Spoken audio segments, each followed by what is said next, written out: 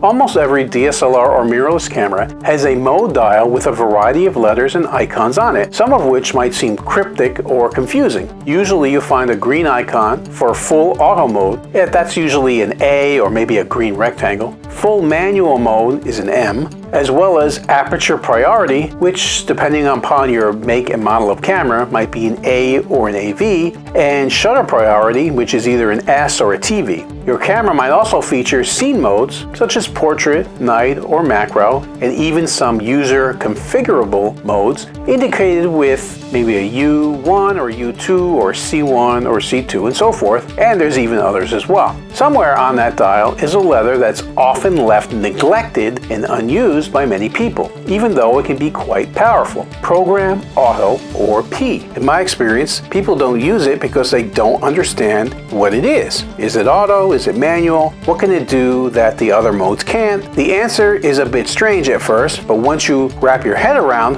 what the humble little P mode is and what it can do, you might find yourself using it much more than you thought. Hang on to the end because I'm going to explain what program mode or program auto mode is and how to use it to improve your shooting. Hi, I'm Jim Costa.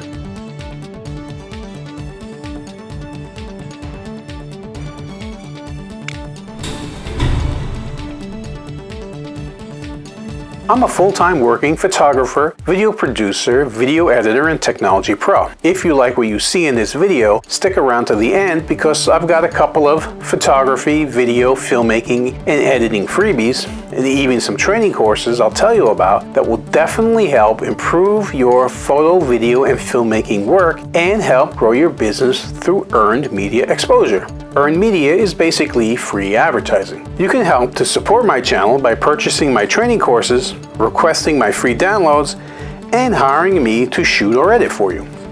Remember, I welcome all your comments, questions, and more on all of my videos. If you like what you see, subscribe to my channel and hit that bell to be notified every time I upload a new video every single Wednesday.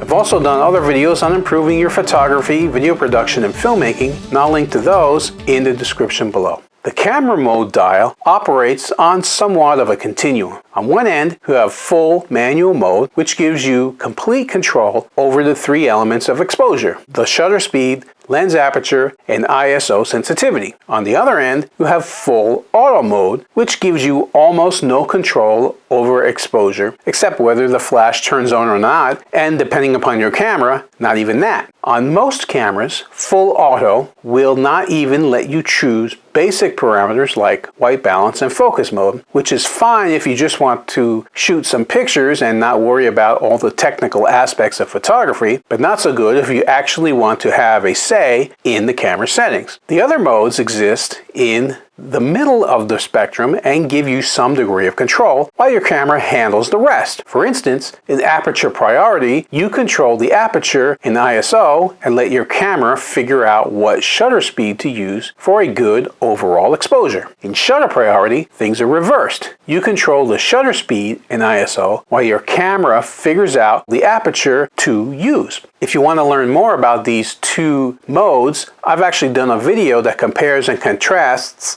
shutter priority and aperture priority modes, and I'll link to that in the description below for you. Program auto mode, or just program mode, depending upon your camera, exists on the same continuum, somewhere in between aperture and shutter priority and full automatic. When you initially put your camera in P mode, you might notice that things look similar to full auto. Your camera sets the aperture and shutter speed in order to get a proper exposure. One benefit you might not immediately realize is that you can set the ISO, which will then remain unchanged by the camera. This is quite useful in situations where you want to intentionally use a lower ISO, such as outdoors in a bright, sunny environment, or a high ISO when things are a bit darker and you prefer to not activate the flash. If nothing else, think of the program auto mode as an ISO priority mode. You set the ISO and your camera figures out the shutter speed and the aperture. If that's all you want to do, you're set. Change the ISO, or don't, and worry about composing and framing your shots. Then let your camera figure out the rest on its own. If you're willing to dig a little deeper, you will find many more useful features to unlock in program mode. Far more than just giving you the ability to control the ISO, although that is important. It's kind of like the familiar auto mode on steroids. There are many options available to you in program that you won't get in full auto mode. And many of these can help you get the shot you want instead of the shot that your camera thinks that you want. However, as you start changing settings, your camera will do the best it can to maintain a proper exposure. If you are using program mode while taking pictures at an indoor birthday party, for example, you can set a high ISO so you don't need to use the flash, and your camera will choose a combination of aperture and shutter speed to get a properly exposed image. You can then rotate the command dial. On some cameras it might be pressing a button to change these values if you decide you want a wider aperture or a slower shutter speed. Essentially, your camera says, here's what I think will look good to take this picture. And then you can take over and say, no thank you camera, I'll do it from here and set what I want. As you shift the values of your shutter and aperture using the dial on your camera, you can adjust and have more control over the images or video that you shoot. Or you might be outdoors doing some nature photography, let's say, but aren't quite sure what settings to use. So you put your camera in program and set the ISO to 100 in order to get as little noise in the image as possible. Soon you might notice that your camera has selected a small aperture and you'd like to get a bit of background blur, so you quickly rotate the dial on your camera until your aperture is much wider. Your camera then automatically adjusts the shutter speed accordingly in order to maintain a good exposure. You can also set parameters within program like white balance, metering mode such as full, center, or spot, select which focus point to use, and even tell your camera to use the flash or to not use it. Contrast this to the full auto mode and you start to see the usefulness of this humble little P marker on your camera's mode dial. At this point, you might be wondering why you would want to use program auto instead of aperture or shutter priority, because those will allow you to set the ISO, aperture, and shutter speed.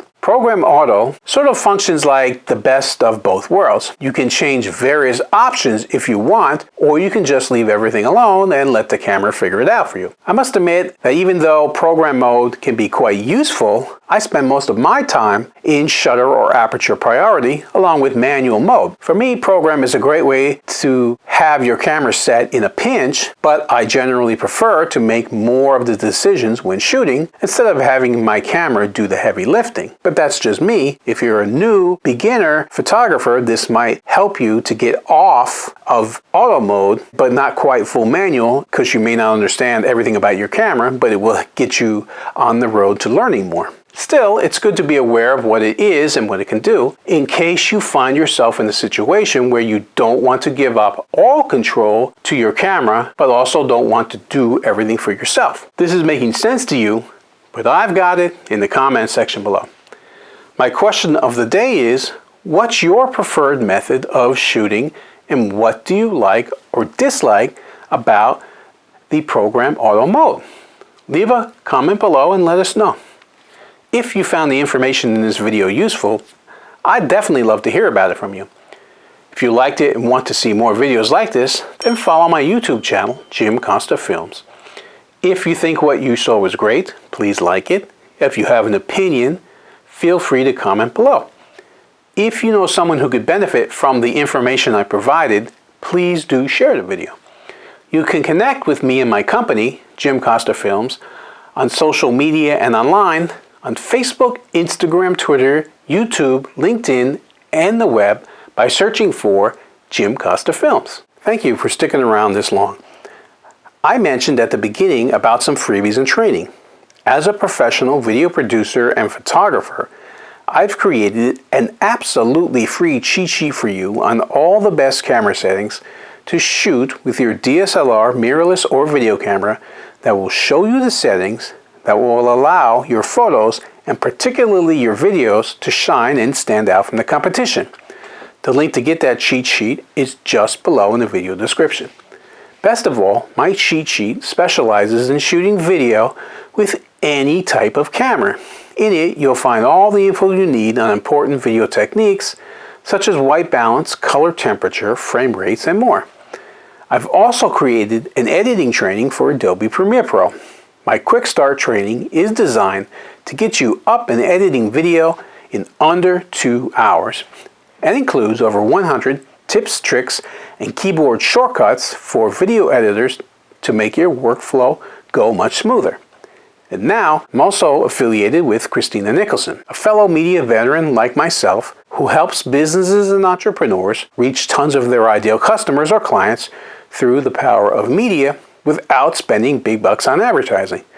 I've worked with Christina and used her advice and training successfully, so I know from firsthand experience that it works great. The program Christina and I are now offering is called the Media Mentoring Program, and it will help you to take advantage of mainstream media so you can stand out from the competition, because that's not something everyone has access to.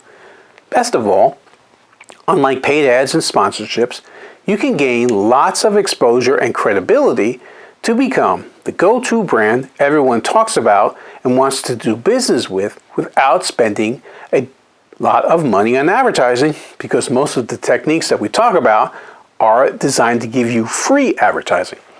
I'll link to those cheat sheets and training courses in the description below as well. There's videos on both courses that will give you an overview of how they can help you, as well as links to get more information. Finally, if you follow me for a while now, you may know that I have a private community of photographers, videographers, and filmmakers just like you on Facebook, where I share other pro tips and tricks. It's called Video Producers and Content Creators. It's a private group only for people in those professions and not a public group like my business page, Jim Costa Films, I talked about. Anyone on Facebook can find that one. This is only for people who do the same kind of work I do. I love new members who want to share their work, learn from others, and also help others based on their own talent, skills, and experiences. You'll find a link to that group in the description below, so feel free to join it where you can learn even more.